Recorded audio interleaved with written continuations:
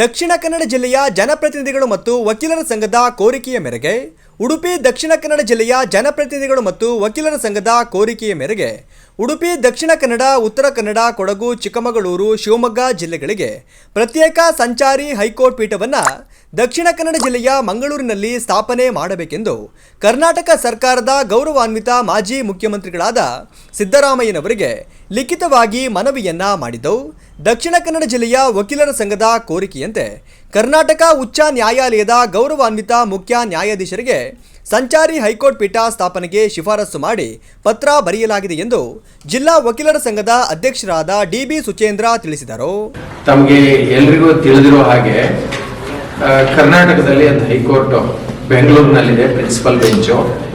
ಅಗತ್ಯ ಬೇಕು ಉತ್ತರ ಕರ್ನಾಟಕಕ್ಕೆ ಅನ್ನುವಂತಹದ್ದು ಧಾರವಾಡ ವಕೀಲರ ಸಂಘದ ಒತ್ತಾಯದ ಮೇರೆಗೆ, ನಿರಂತರ ಹೋರಾಟದ ಮೇರೆಗೆ ಸರ್ಕ್ಯೂಟ್ ಬೆಂಚ್ ಅನ್ನ ಸ್ಥಾಪಿಸಬೇಕು ಅನ್ನುವ ನಿಟ್ಟಿನಲ್ಲಿ ಕಾರ್ಯಪ್ರವೃತ್ತರಾದಂತಹ ಸಂದರ್ಭದಲ್ಲಿ ಗುಲ್ಬರ್ಗಾದವರು ನಮಗೂ ಕೂಡ ಬೇಕು ಅಂತ ಇಲ್ಲಿ ಕೇಳಿದ್ರು.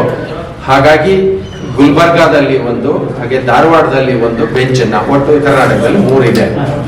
ಕರಾವಳಿ ಭಾಗದ ದಕ್ಷಿಣ ಕನ್ನಡ ಜಿಲ್ಲೆಯವರು ನಮಗೆ ದೂರ ಆಗ್ತದೆ ಅಂತ ಒಂದು, ಮತ್ತೆ ಪ್ರಕರಣಗಳ ಸಂಖ್ಯೆ ಹೆಚ್ಚಿದೆ, ಹಾಗಾಗಿ ನಮಗೂ ಒಂದು ಸರ್ಕ್ಯೂಟ್ ಬೆಂಚ್ ಬೇಕು ಅನ್ನುವಂತಹದ್ದನ್ನ ಒತ್ತಾಯವನ್ನ ಮಾಡ್ತಾ ಇದ್ರು. ವಕೀಲರ ಸಂಘದಿಂದ ಪ್ರಾರಂಭ ಆಯಿತು, ಹಾಗೆ ಜನಪ್ರತಿನಿಧಿಗಳ ಬೆಂಬಲವನ್ನು ತಗೊಂಡ್ರು.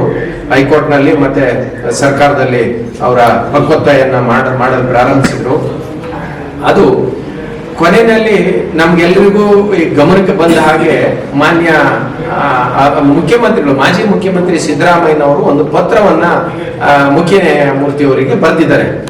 ಆ ಪತ್ರದಲ್ಲಿ ಇರುವಂತದ್ದು ಕರಾವಳಿ ಭಾಗದ ಜನರ ಬೇಡಿಕೆ ಏನಿದೆ, ಹೈಕೋರ್ಟ್ ಒಂದು ಸಂಚಾರಿ ಪೀಠ ಸ್ಥಾಪನೆಗೆ ಅಲ್ಲಿ ಮಾಡುವಂತಹದ್ದು ಸೂಕ್ತ ಅಂತ ಹೇಳಿ ನಮಗೂ ಕಂಡು ಬಂದಿದೆ.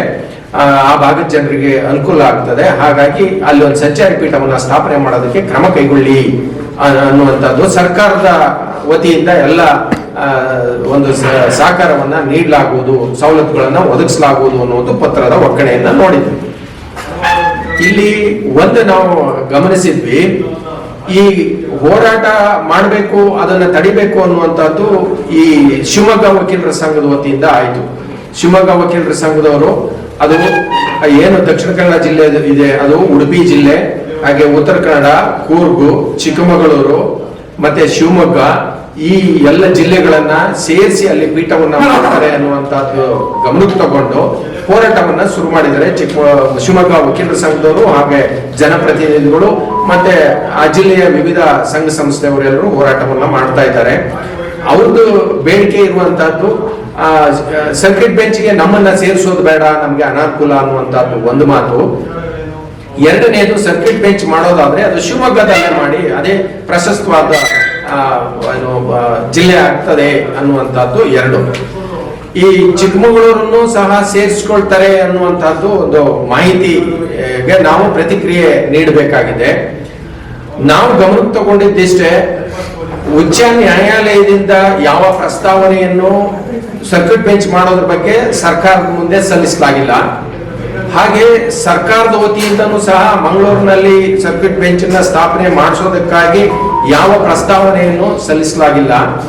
ಅದು ಸರ್ಕಾರದ ಮಟ್ಟದಲ್ಲಿ ಚರ್ಚೆನೂ ಆಗಿಲ್ಲ, ಕ್ಯಾಬಿನೆಟ್ ನಲ್ಲಿ ಇಟ್ಟಿಲ್ಲ, ಸಂಬಂಧಪಟ್ಟ ಇಲಾಖೆಯಿಂದನೂ ಹೋದಂತಹದ್ದು ಪತ್ರ ಅಲ್ಲ. ಸುದ್ದಿಗೋಷ್ಠಿಯಲ್ಲಿ ಮಾತನಾಡಿದ ಅವರು, ಸದರಿ ಶಿಫಾರಸು ಮಾಡುವ ಮುನ್ನ ಚಿಕ್ಕಮಗಳೂರು ವಕೀಲರ ಸಂಘವನ್ನಾಗಲಿ ಅಥವಾ ಇತರೆ ಸಂಬಂಧಿಸಿದ ಜಿಲ್ಲೆಗಳ ವಕೀಲರುಗಳ ಸಂಘಗಳ ಅಭಿಪ್ರಾಯವನ್ನ ಪಡೆಯದೆ ಏಕಪಕ್ಷೀಯವಾಗಿ ಶಿಫಾರಸು ಮಾಡಿರುವುದು ಸಮಂಜಸವಾಗಿರುವುದಿಲ್ಲ ಎಂದರು. ಕೇವಲ ಮಾಜಿ ಮುಖ್ಯಮಂತ್ರಿ ಅವರು ಬರೆದಂತಹ ಖಾಸಗಿ ಪತ್ರ ಆಗಿರ್ತದೆ ಅನ್ನೋದನ್ನ ನಾವು ಗಮನಕ್ಕೆ ತಗೊಂಡಿದ್ದೇವೆ. ಆದ್ರೂ ಕೂಡ ಹೋರಾಟ ನಡೀತಾ ಇರೋದ್ರಿಂದ ಮುಂಜಾಗ್ರತೆಯಾಗಿ ನಾವು ಮಂಗಳೂರಿಗೆ ನಮ್ಮನ್ನ ಸೇರಿಸೋದು ಬೇಡ ಅನ್ನೋದನ್ನ ಕೇಳಬೇಕಾದದ್ದು ಅಗತ್ಯವನ್ನ ನಾವು ಕಂಡುಕೊಂಡಿದ್ದೀವಿ. ಚಿಕ್ಕಮಗಳೂರು ಭಾಗದ ಜನರಿಗೆ ಈಗಿರುವಂತಹದ್ದು ಬೆಂಗಳೂರು 240 ಕಿಲೋಮೀಟರ್ ದೂರದಲ್ಲಿದ್ರೂ ಸಹ ಕೇವಲ 4 ಗಂಟೆ ಪ್ರಯಾಣದಲ್ಲಿ ಬಹಳ ಸುಗಮವಾಗಿ 2-3 ದಾರಿಗಳಲ್ಲಿ ನಾವು ಅಲ್ಲಿಗೆ ತಲುಪಬಹುದಾಗಿದೆ. ಆದ್ರೆ ಮಂಗಳೂರು 160 ಕಿಲೋಮೀಟರ್ ಅಂತರದಲ್ಲಿ ಇದ್ರೂ ಸಹ ಸಂಪರ್ಕಕ್ಕಿರೋದು ಚಾರ್ಮುಡಿ ಘಾಟಿ ಒಂದೇ, ಕಿರಿದಾದ ರಸ್ತೆ, ಮಳೆಗಾಲದಲ್ಲಿ ಗುಡ್ಡ ಕುಸಿತ, ಹಾಗೆ ಮಂಜುಗಲ್ಲ ವಾತಾವರಣ ಇರೋದ್ರಿಂದ ವಾಹನಗಳ ಸಂಚಾರಕ್ಕೂ ತೊಂದರೆ ಆಗ್ತದೆ. ಯಾವ ದೃಷ್ಟಿಕೋನದಿಂದನೂ ಕೂಡ ಅದು ನಮ್ಗೆ ಚಿಕ್ಕಮಗಳೂರಿನವರಿಗೆ ಅನುಕೂಲಕರವಾದಂತಹದ್ದು ಆಗೋದಿಲ್ಲ. ಈಗ ಬೆಂಗಳೂರಿಗೆ ಹೋಗೋದನ್ನ ಬಿಟ್ಟು ಮಂಗಳೂರಿಗೆ ಹೋಗೋದು ಅನ್ನುವಂಥದ್ದು ಏನಾದ್ರೂ ಇದ್ರೆ ಅದು ಅನುಕೂಲ ಮಾಡುವ ಉದ್ದೇಶದಿಂದ ಅನಾನುಕೂಲಕ್ಕೆ ಚಿಕ್ಕಮಗಳೂರು ಜನರನ್ನ ತಳ್ಳಿದಂಗೆ ಆಗ್ತದೆ. ಹಾಗಾಗಬಾರ್ದು ಅಂತ ಹೇಳಿ ನಾವು ಘನ ಉಚ್ಚ ನ್ಯಾಯಾಲಯಕ್ಕೆ ಮುಖ್ಯ ನ್ಯಾಯಮೂರ್ತಿಯವರಿಗೆ, ಆಡಳಿತಾತ್ಮಕ ನ್ಯಾಯಮೂರ್ತಿಯವರಿಗೆ ಮನವಿಯನ್ನ ಕಳಿಸ್ತಾ ಇದ್ದೀವಿ ನಮ್ಮ ಪ್ರಧಾನ ಜಿಲ್ಲಾ ಮತ್ತು ಸತ್ರ ನ್ಯಾಯಾಧೀಶರ ಮೂಲಕ, ಹಾಗೆ ಪತ್ರಿಕಾ ಮಾಧ್ಯಮದವರ ಮೂಲಕ, ಮತ್ತೆ ಮಾನ್ಯ ಜಿಲ್ಲಾಧಿಕಾರಿಗಳು ಚಿಕ್ಕಮಗಳೂರು ಜಿಲ್ಲೆ ಇವರ ಮೂಲಕ ಸರ್ಕಾರಕ್ಕೂ ಸಹ ಮನವಿಯನ್ನ ಸಲ್ಲಿಸ್ತಾ ಇದ್ದೇವೆ. ನಮ್ಮ ಮನವಿ ಇಷ್ಟೇ, ಏನಾದ್ರೂ ಸಂಚಾರಿ ಪೀಠವನ್ನ ಸ್ಥಾಪಿಸಬೇಕು ದಕ್ಷಿಣ ಭಾಗದಲ್ಲಿ ಅನ್ನುವಂತಹದ್ದು ಪ್ರಸ್ತಾವನೆ ಏನಾದ್ರೂ ಉಚ್ಚ ನ್ಯಾಯಾಲಯದಿಂದಾಗ್ಲಿ ಅಥವಾ ಸರ್ಕಾರದಿಂದಲೇ ಏನಾದ್ರೂ ಇದ್ರೆ ಅದು ಸ್ವಾಗತಾರ್ಹ. ಆದರೆ ಮಂಗಳೂರಿನಲ್ಲಿ ಸ್ಥಾಪನೆ ಮಾಡಿದ್ರೆ ಅದು ದಕ್ಷಿಣ ಕನ್ನಡ ಜಿಲ್ಲೆ ಮತ್ತೆ ಉಡುಪಿ ಜಿಲ್ಲೆ ಇಬ್ಬರಿಗೆ ಮಾತ್ರ ಅದು ಅನುಕೂಲ ಆಗ್ತದೆ. ಕೂರ್ಗು ಮತ್ತೆ ಉತ್ತರ ಕನ್ನಡ ಜಿಲ್ಲೆಯ ಜನರು ಒಪ್ಪಿದರೆ ಅವರ ಸಮ್ಮತಿ ಮೇರೆಗೆ ಅವೆರಡು ಜಿಲ್ಲೆಯನ್ನಷ್ಟೇ ಸೇರಿಸಬಹುದಾಗಿರ್ತದೆ. ಅದನ್ನ ಹೊರತುಪಡಿಸಿದರೆ ಶಿವಮೊಗ್ಗ, ಹಾಸನ, ಚಿತ್ರದುರ್ಗ, ಚಿಕ್ಕಮಗಳೂರು, ದಾವಣಗೆರೆ ಇಷ್ಟು ಜಿಲ್ಲೆಗಳಿಗೆ ಅದು ತುಂಬಾ ಅನಾನುಕೂಲ ಆಗ್ತದೆ. ಸೀಮಿತವಾಗಿ 2 ಜಿಲ್ಲೆ ಅಥವಾ 4 ಜಿಲ್ಲೆಗಳಿಗೆ ಮಾತ್ರ ಸಂಚಾರಿ ಪೀಠ ಮಾಡೋದ್ರ ಬದಲಿಗೆ ಈ ಇಷ್ಟೂ ಜಿಲ್ಲೆಗಳ ಮಧ್ಯಭಾಗದಲ್ಲಿರುವಂತಹದ್ದು ಚಿಕ್ಕಮಗಳೂರು. ಆ ಚಿಕ್ಕಮಗಳೂರಿನಲ್ಲಿ ಸಂಚಾರಿ ಪೀಠವನ್ನ ಸ್ಥಾಪನೆ ಮಾಡಿದ್ರೆ 5-6 ಜಿಲ್ಲೆಗಳಿಗೆ ಅನುಕೂಲವಾದಂತಹದ್ದು ಆಗ್ತದೆ, ಮಧ್ಯಭಾಗದಲ್ಲಿ ಇರುವಂತಹದ್ದು ಅನ್ನೋದು ಒಂದು ನಾವು ಗಮನಕ್ಕೆ ತಂದಿದ್ದೇವೆ. ಬೇರೆ ಎಲ್ಲ ಕಡೆ ಜಾಗವನ್ನ ಹುಡುಕ್ತಾ ಇದ್ದಾರೆ. ಮಾಜಿ ಮುಖ್ಯಮಂತ್ರಿ ಅವರು ಬರೆದಿರ್ತಕ್ಕಂಥ ಪತ್ರದಲ್ಲಿ ಅಲ್ಲಿ ಹಳೆದು ಜಿಲ್ಲಾಧಿಕಾರಿಗಳ ಒಂದು ಕಟ್ಟಡ ಇದೆ, ಅದನ್ನ ತಕ್ಷಣದಿಂದಲೇ ನಾವು ಒದಗಿಸಿಕೊಡ್ತೀವಿ ಅನ್ನುವಂಥದ್ದನ್ನು ಹೇಳಿದ್ರು.